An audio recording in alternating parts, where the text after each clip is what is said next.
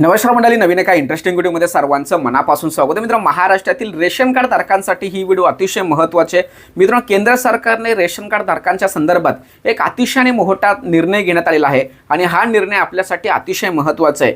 केंद्र सरकारच्या अन्न सुरक्षा अधिनियम 2013 नुसार प्रत्येक केशरी असेल किंवा APL असेल किंवा AAY असेल, म्हणजे अंत्योदय रेशन कार्ड असेल किंवा प्राधान्य कुटुंब रेशन कार्ड असेल, या सर्व रेशन कार्ड धारकांना प्रत्येक महिन्याला त्यांच्या कॅटेगरीनुसार नियमानुसार त्यांना धान्य दिलं जातं आणि हे धान्य प्रत्येक महिन्याला घेण्याचा नियम अट असताना केंद्र सरकारने या सर्व रेशन कार्ड धारकांना एक दिलासा दिलेला आहे, एक आनंदाची बातमी दिलेली आहे. आता हे जो काही धान्याचा जो साठा आहे तो साठा च्या नियोजनाच्या अभावामुळे किंवा नियोजनासाठी संबंधित धान्य हे रेशन कार्ड धारकांना देण्यात यावं या संदर्भात महत्त्वाचा निर्णय घेण्यात आला आहे.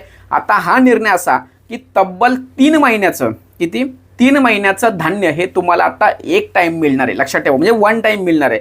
म्हणजे समजा एप्रिल असेल, मे असेल, जून असेल, या 3ही महिन्याचं धान्य तुम्हाला वन टाइम दिलं जाणार आहे. अशा पद्धतीचा केंद्र सरकारने एक महत्त्वाचा निर्णय घेतलाय आणि या संदर्भात त्यांनी अधिकृतपणे घोषणासुद्धा केलेली आहे. आता तुमच्या संबंधित रेशन दुकानदाराला तुमच्या तहसीलदार किंवा कलेक्टर साहेबांच्या पुरवठा विभागाच्या माध्यमातून एक अधिकृत सूचना येणार आणि मग नंतर हे तुम्हाला तुमचे धान्य मिळणार. लक्षात ठेवा, कदाचित ते रेशन कार्डचे दुकानदार असतात ते तुम्हाला सांगणार नाही, पण मात्र आपली व्हिडिओ ही जपून ठेवा, सेव्ह करून ठेवा. म्हणजे जेव्हा पुढचा महिना चालू होईल त्यावेळेस मात्र तुम्हाला ही व्हिडिओ घेऊन त्यांना जायचं आहे. या व्हिडिओमध्ये मी जे काही इमेजेस किंवा फोटो दाखवलेले आहेत ते सुद्धा त्यांना दाखवायचं आहे की बाबा अशा पद्धतीने केंद्र सरकारने घोषणा केलेली आहे की 3 महिन्याचं धान्य हे वन टाइम आता आम्हाला मिळणार आहे, ते द्यावं. अशा पद्धतीची केंद्र सरकारने घेतलेला महत्त्वाचा निर्णय आपल्यासाठी अतिशय दिलासादायक आणि आनंदाचा आहे. म्हणून ही व्हिडिओ, ही माहिती सर्वांसाठी उपयुक्त आहे.